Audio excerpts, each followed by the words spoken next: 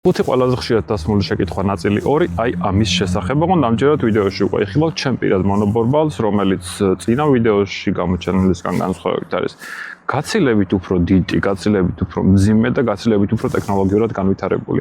ჩემი აზრით საუკეთესო ბორბალი ბაზარზე რაც არსებობს, მაგრამ ვიღაცები შემეტევებიან ამაზე. ვიღაცებს ამ შემთხვევაში არ აქვს მნიშვნელობა. გაიგებ როგორ ვინარჩუნებ სიჩქარეს, როგორ ვაჩერებ, როგორ ავდივარ, როგორ ჩამოვდივარ, რამდენი კილომეტრს გადის ერთი დატანვით და რამდენის განვითარება შეუძლია აი ამ კონკრეტულ მოდელს, რომელსაც ახლა ვიდეოში ვუყურებთ. და ასევე დაждომა შემიძლია თუ არა, კი. აი ესე მარტივად. შემიძლია დავждე და ისე დავიძრა. დარჩი ბოლომდე. ეს მოდელი არის ვეტერან შერმან ელი, რომელიც არის ყველაზე მაღალი კლასის მოდელი, რაც შეიძლება რომ შეიძინო. და ჩემი აზრით ყველაზე ხარისხიანი მოდელიც. დაახლოებით ანვითარებს 100 კმ/სთ-მდე და მაქსიმალური გამავლობა აქვს 100-დან 200 კმ-მდე. დამოკიდებულია სიჩქარეზე, რა სიჩქარით გადაადგილდები.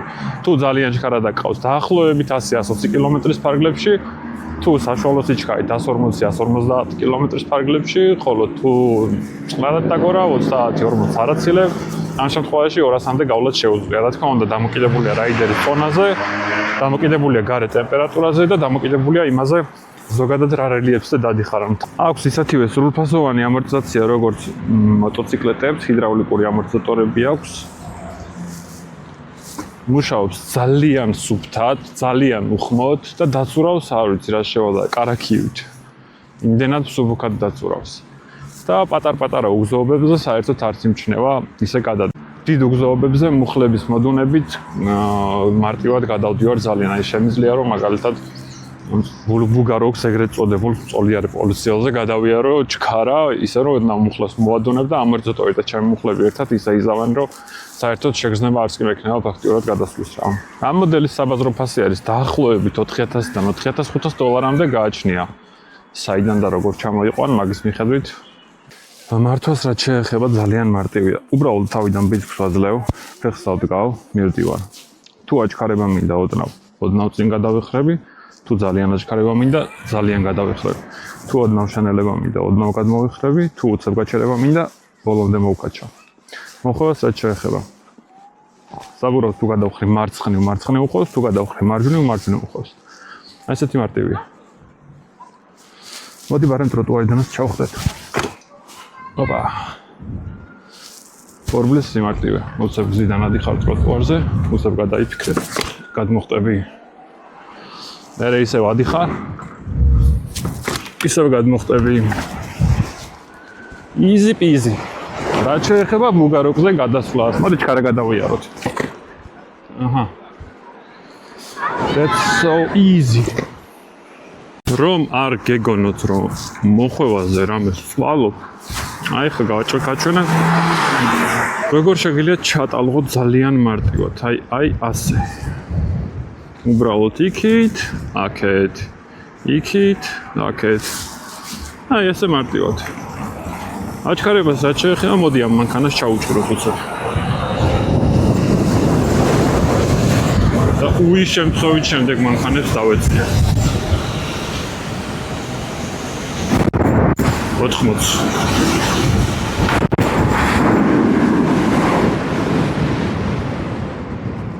აუ ძალიან სახალისოა ამით სიარული რა. 2 წელზე მეტია დავდივარ და არც ერთი გამოსვლა და არც ერთი დღე არ ყოფილა რომ სიამოვნება არ მიმეღო ამისგან. პირიქით რაც უფრო მეტად კარგად ვსწავლობ მართვას და უნარები მემატება, მით უფრო სასიამოვნო არის ამის მოკითხვა.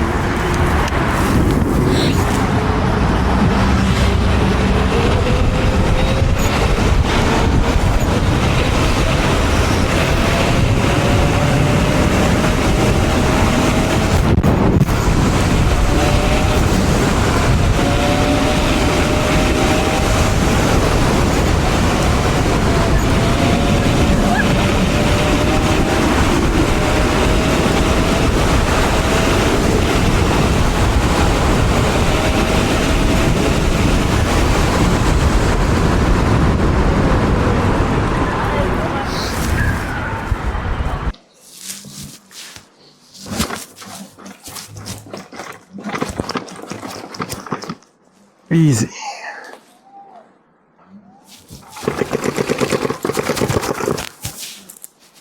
ეს არის აღმართის ტესტი. სამწუხაროდ ამაზე უკეთეს ვერ ვნახე, მაგრამ რაღაც გაგებით ეს უკეთესია, იმიტომ რომ ბალახია, თან ძალიან მაღალი აღმართია სინამდვილეში, რომელიც ვიდეოში დიდად არ ჩანს. და აი ასე თავისუფლად მკლავდება. მოდი ხა იგივე აღმართზე. დაღმართზე. ჩავიდეთ. აი ესე მარტივად ავედით ტროტუარზე და დავეშვით. აი აქეთ უფრო მაღალი აღმართია, ხა რასაც უყურებ. და ისე ადის, თითქოს არაფერი არ ხდებოდეს. თითქოს სწორზე მიდიოდეს. დეტალური მონაცემების მოყვარულებისთვის აი ეს აღმართი არის 41-42 გრადუსიანი. ბევრმა თქვენგან მაიკითხეთ ცუდ გზაზე როგორ დადისვა. ხა ეს ძალიან ცუდი გზა არ არის. მაგრამ ერთდროულად არის აღმართიც და ცუდი გზაც. აი ესე დადის. შეიძლება ითქვას რომ მიფრინავს. რამდენი 30 თავდი ვარ ახლა ამ მომენტში. შემიძლია კიდევ უფრო ავჩქარდე. აჰა, 40-ით მივდივარ ახლა ამ მომენტში. არ ვიცი ვიდეოში რამდენად ჩანს, მაგრამ საკმაოდ უხარისხო რელიეფი არის გზის. მანქანით ალბათ ნეკნებში დაიშლებოდით, ისეთი გზა არის. ესე მარტივად შემილია ვიარო ცუდ გზაზე. ყოველგვარი შეფერხების გარეშე.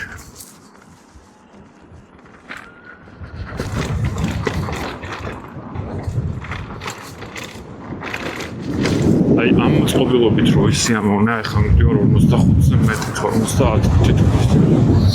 ეს მეჯერ არც ერთი მოწყობილობით არ მისლევნია. აქ შევარელო ცოტა.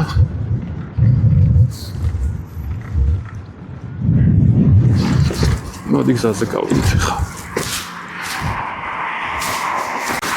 და ბარემ გაჩვენებ. ბევრმა მკითხეთ, დაჯდომა თუ შეიძლებაო. კი, რა თქმა უნდა, შეიძლება. იმავაზეც შემიძლია რომ დავждე. ესე გამოიყურება დაჯდომილი პოზიცია. ესე წყნარი სიარულის დროს, რავი, თუნდაც ჩქარა, ოღონდ დატვირთულ მოძრაობაში არა, აი როცა საცობიარი და ძრომიალი და ასე შემდეგ გვიწევს, მაგრამ ამ შემთხვევაში არ არის კომფორტული, იმიტომ რომ მოხვევა შესაძლებელია ესეც. არა შედარებით უფრო არაეფექტურად უხევ და გაჩერებაც ანალოგიურად შედარებით უფრო არაეფექტურად ვაჩერებ, როცა ვზივართ. მოდი ავჩქარდეთ უსებ.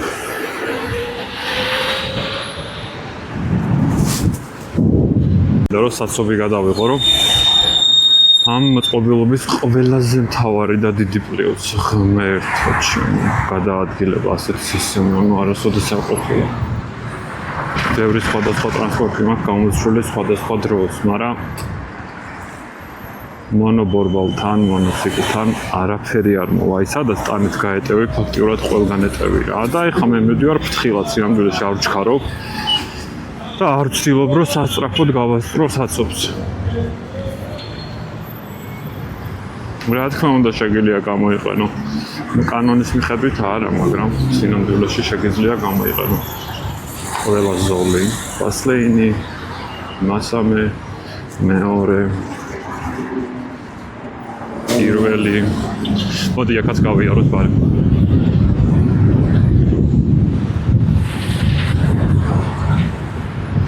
უბრალოდ ერთ რამეზე შეჩვევა მოგიწევთ შურით შემოგხედავენ მანქანების მძღოლები ხოლმე, რომელიც საწობში დგანან სამუდამოდ საათობით და სიცოცხლის ბოლომდე. რაც ახლა ჩვენ არ გვეხება მონობორბლის რაიდერებს ფაქტიურად ნებისმიერ მომენტში შეგვიძლია გადაუხვიო ესე გაძრე მანქანებს შორის და ფაქტიურად გაჩერება არ გიწევს. აი თუ მოინდომებ შეგიძლია ნებისმიერ ლოკაციიდან ნებისმიერ ლოკაციაზე ფეხის ჩამოდგმის გარეშე მიხვიდე თბილისში. რა თქმა უნდა შუქნიშნებზე უნდა გაჩერდე ზოგ მომენტებში, მაგრამ შუქნიშნაზე შეგიძლია რომ ადგილზე დატრიალდეთ, მაინც ის ფეხის ჩამოდგმა არ გინდა. ნუ აი რატო არ უნდა გინდოდეს არ ვიცი, მაგრამ თუ არ გინდა ეგაც შეგიძლია. მოკლედ ესეთი მარტივი არის ეს ყველაფერი რა. მოდი იქ წასულსაც შევერიოთ ვარ.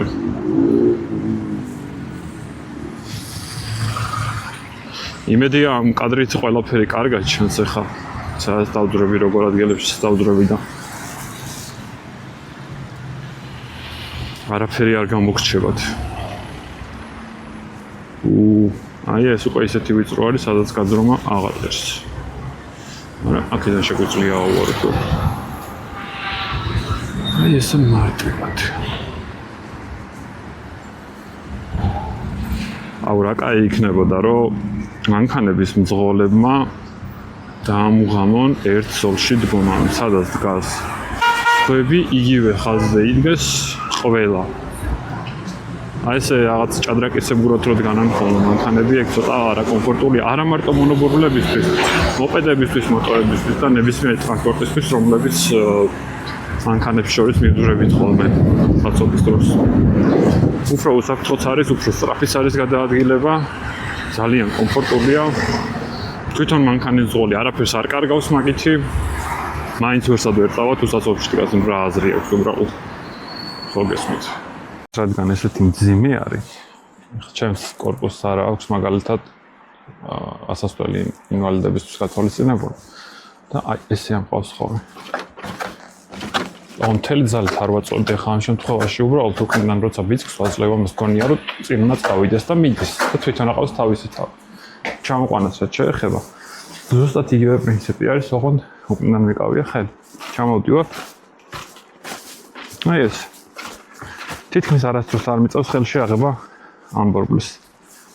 იმიტომ რომ ძალიან მძიმეა და არ არის კომფორტული.